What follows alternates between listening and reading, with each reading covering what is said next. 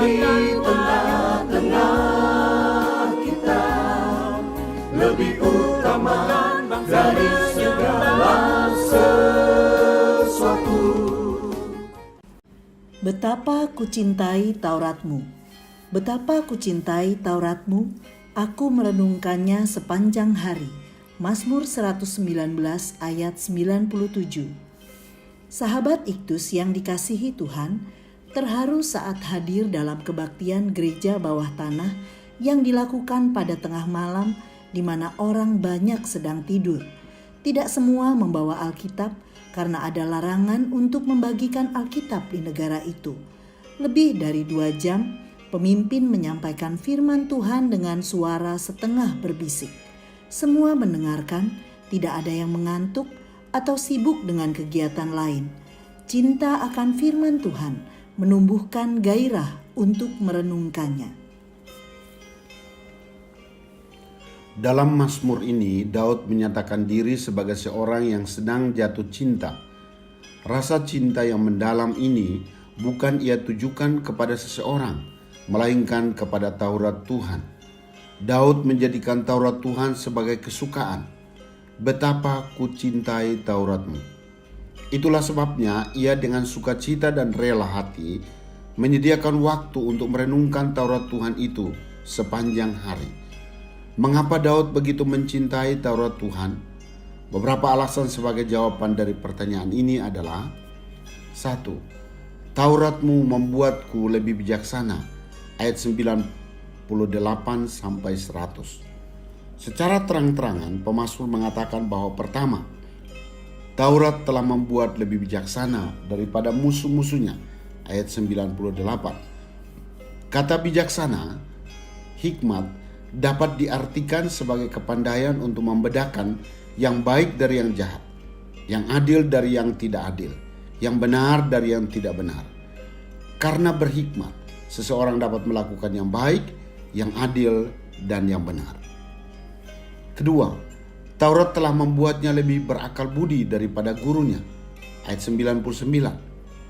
Mungkin secara intelektual guru lebih berilmu, tetapi belum tentu lebih berakal budi daripada seorang yang hidupnya bergantung kepada Allah dan Tauratnya. Ketiga, Taurat membuat lebih mengerti daripada orang-orang tua. Ayat 100. Masalah kualitas pengertian akan Taurat tidak ditentukan oleh umur, tetapi oleh cinta kepada Tauratnya. Mengerti Taurat harus sampai pada tahap menjalankan apa yang dimengerti. 2. Tauratmu menahanku terhadap jalan kejahatan. Ayat 101 dan 102. Perhatikan bahwa hikmat bukanlah hanya sekedar pengetahuan, tetapi ketaatan sebagai gaya hidup. Ketaatan ini digambarkan dengan sikap menahan kaki terhadap segala jalan kejahatan. Selain itu, sebuah komitmen untuk tidak menyimpang dari hukum-hukummu atau jalan Allah yang dinyatakan dalam Alkitab. Kuncinya adalah hanya dengan berpegang pada firman Tuhan. Berpegang berarti menggantungkan hidup sepenuhnya kepada firman Tuhan. Ia tidak berharap kepada sesuatu yang lain. Pemazmur menyatakan hal ini di sela-sela pergumulannya, mempertaruhkan nyawa karena orang-orang fasik yang telah memasang jerat terhadapnya. Bahkan ia tidak jatuh ketika menghadapi penderitaan dan penindasan karena firman Tuhan menjadi milik pusakanya dan Tuhan sendiri yang menjadi pengajarnya. 3. Tauratmu memberiku janji penyertaan. Ayat 103 sampai 105. Ungkapan manis adalah cara untuk menggambarkan bagaimana ajaran Tuhan membuat hidup menyenangkan dan damai. Bahkan lebih daripada madu menunjukkan kepuasan yang tidak terhingga. Hanya ada satu sumber yang tepat dari kebenaran, kehidupan, kedamaian, dan sukacita, yaitu Tuhan sendiri di dalam firman-Nya. Jika ada yang lain menawarkan hal yang sama, maka semuanya adalah jalan dusta belaka. Taurat Tuhan Allah pelita yang menuntun seseorang untuk berjalan dalam terang Allah.